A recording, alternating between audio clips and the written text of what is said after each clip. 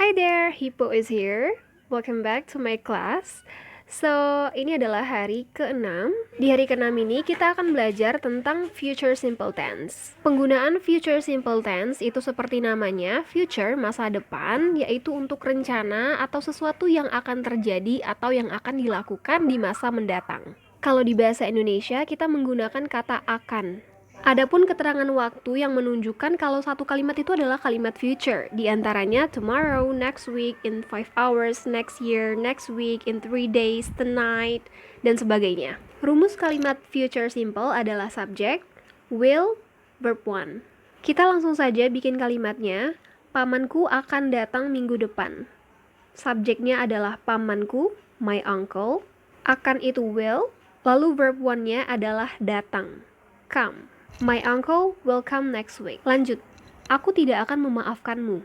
Subjeknya aku, I. Setelah subjek kita tambahin will. Nah, di sini kan ada kata tidak. Itu menunjukkan kalau ini adalah kalimat negatif.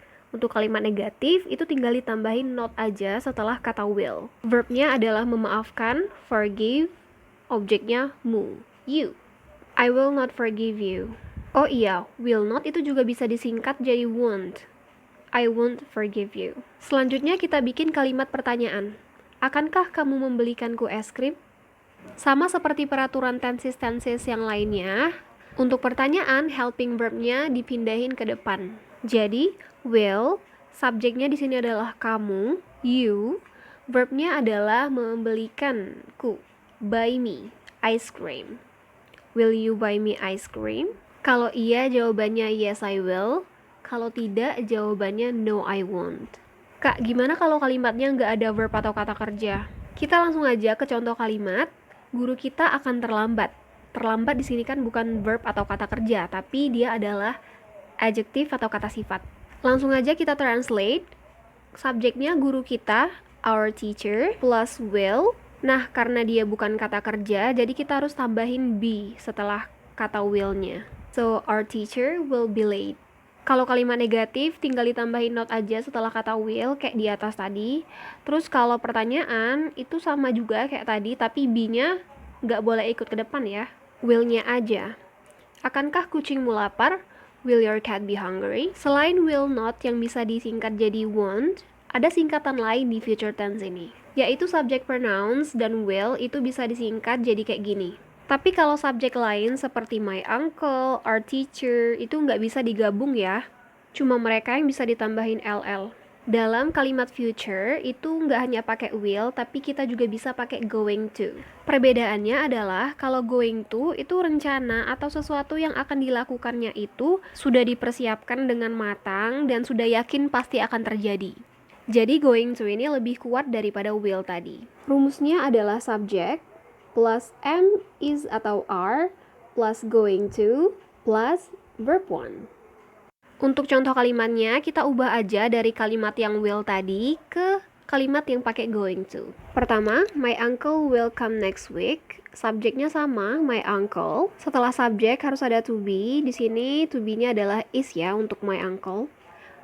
Terus ditambahin going to, my uncle is going to, dan verb 1-nya adalah come next week. My uncle is going to come next week. Jadi yang berubah ini ya.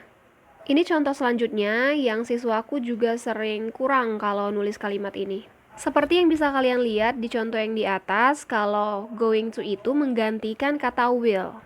I itu to be-nya am, I am, terus kita tambahin going to, lalu kita tambahin verb 1-nya. Di sini verb 1-nya adalah go. Jadi I'm going to go to the store. Kata kerja go-nya jangan dihilangin ya guys. Jangan mentang-mentang ada going to terus kalian nggak pakai go lagi. Kenapa? Karena going to di sini itu artinya akan, bukan pergi.